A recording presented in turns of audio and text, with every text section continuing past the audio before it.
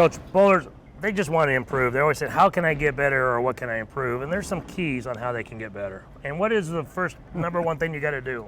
You know, you really got to become a good spare shooter to improve. We see a lot of people that miss a lot of spares that's just uncalled for. They just haven't worked hard enough, or maybe never really got tutored at all from a coach like yourself that says, here's what we need to do. But let me give you a little thought. Let's say you throw a ball in the pocket, you leave the 10 pin, and you miss it. What's the score? 9. So you just lost 11 pins. Now, if I get a strike, a double, and I get 9, the score is 29, I gain 9. So every spare you miss, you lose at least 11 pins in your average. So, you know, there's nothing more important than filling frames. We call it, fill the frames. You got to fill the frames. So many are worried about their total score or what their maximum score they can get and everything. The focus should be always just fill frames. I mean, that's what in tournaments and everything, we're looking at long distances, long tournament formats, fill frames. Don't throw any frames away. And you know what we see all the time? We see people that throw their normal strike ball for making their spares. Well, let me give you a little bit of a thought here. There's no lane to the right of the 10 pin. How can you throw a big hook if you have no lane to the right and make it hook back? If you lay it down, it's going to hook away. If you throw it out, it's going in the channel. So I'm a strong proponent of throwing the ball straighter on your spares. Oh, definitely. Straighter is always better when you're shooting at your spares. Nothing drives a coach more nuts than see him trying to hook at the 10 pin or hook at the 7 pin across the lane, when the easiest thing to do is just throw straight at it. You know, a straight ball will go straight all over the world every day. When you don't tilt the axis and you throw a flat straight, even you thump the edge of the thumb hole, perfect. The ball's going dead straight, no tilt, no axis tilt, just a forward roll. You can move around, you can cross the house, morning till dark, from dry lanes to oily lanes, a straight ball goes straight. And if you get a spare ball and use a polyester ball or a polished, normal ball polished up real good, and you throw the no tilt game, boy, I'll tell you what, you have to learn to throw it straight to be a great spare shooter. So we have players all the time that says, Coach, I know you're saying I have to throw it straight, but I don't know how. I don't know. How can they throw it straight? Well, you know what? We have a little checklist, don't we? We have checklists for everything. Checklists are I great. think I learned as a private pilot, a pre-cockpit checklist, a takeoff checklist, a pre-landing checklist. You need checklists to keep it organized, to keep it structured. Let's start with the first thing for making spares. What we like to see a person do is picture an imaginary arrow right here, Coach, pointing right out of that right shoulder, and you're going to point that arrow. If you're going to make the 10 pin or the 7 pin, you're going to turn that arrow and line that imaginary arrow up with where you're throwing the ball. So we have a form of alignment, okay, of the upper torso, and then we keep it in position from start to finish, and we feel that imaginary arrow as we walk to the line. We picture it in our brain. Pretty soon our torso stays lined up. What we see is people open their shoulders and close their shoulders like a door, so they miss to the right and miss to the left, miss to the right. That's because you're torquing your torso instead of keeping your torso in line with the angle you're trying to play to make that particular spare. It's very hard if you got your arm going this way and I'm trying to throw the ball that way. There's not going to be good things happening. Yeah, it's like pinning the tail on a donkey, isn't it? It's 3-foot arrow, an imaginary arrow off your bowling shoulder. You know, I always say to people, you know, and young guys, I say, boy, if you could put your eyes in your shoulder right here, you aim down that arm, boy, will you become accurate. You won't get a lot of dates with the ladies, but you'll be one heck of a bowler. So use this as a point of aim, because we use our eyes and we're looking this way, and we think we're hitting farther to the right than we are. We're always hitting a little left of what we're looking at. It's because we're looking out of an angle. Just feel like you're pointing your bowling shoulder and start aiming with your shoulder more than your eyes. And today's players, I mean, it's all about the hook game. Everyone's trying to get all these RPMs, these revs, and everything like that.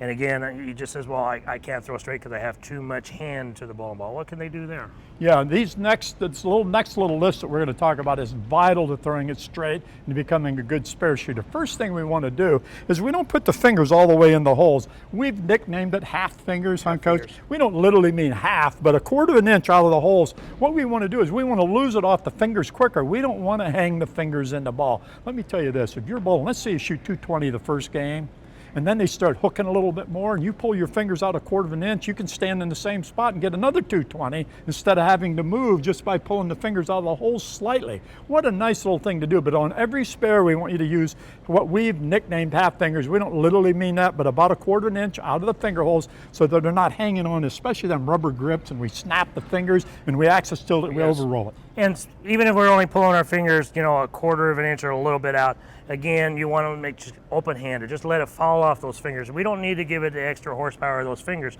We want that ball going straight, and it's going straight because of our angle of our arm. We don't need that hand giving any extra. Bingo. And you know what? The other thing that we do is we talk about lining up the 3-foot arrow. The other thing I want to see you line up is that little finger.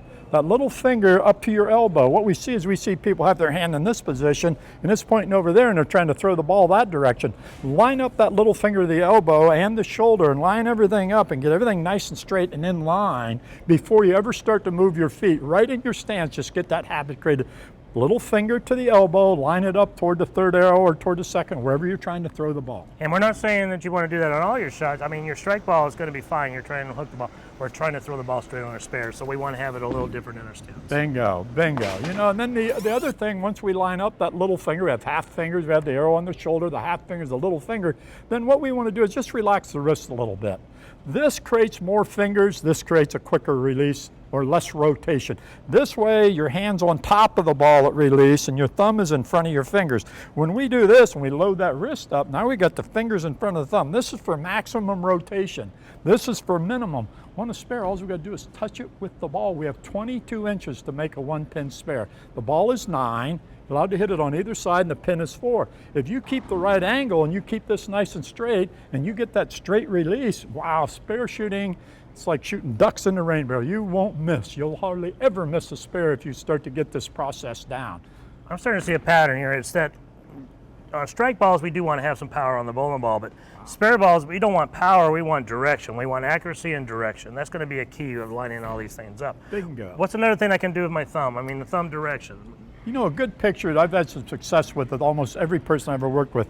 Feel like your thumb is like 3 foot long again, and it's pointing right between the middle finger and the ring finger, straight up toward 12 o'clock. If we had a clock around our hand, we're pointing that thumb straight up. Absolutely lock it in concrete. There is no movement of the fingers of any kind, no movement of the thumb. You just throw that flat, dead forward roll release, and if it thumped the thumb hole, I love it. Thump, thump, thump, thump. In fact, the great Walter Ray, he thumps the thumb hole a lot on his spares. Yes, you know it's going end over end then. He's going to have a direct roll. And so now, no matter where you're bowling, how oily or how dry, when you get that straight release with that thumb up, boy, when you get that arrow on the shoulder, you have the fingers out of the holes a little bit. You got that little finger lined up. We're all lined up. We have the wrist relaxed and the thumb up at 12 o'clock.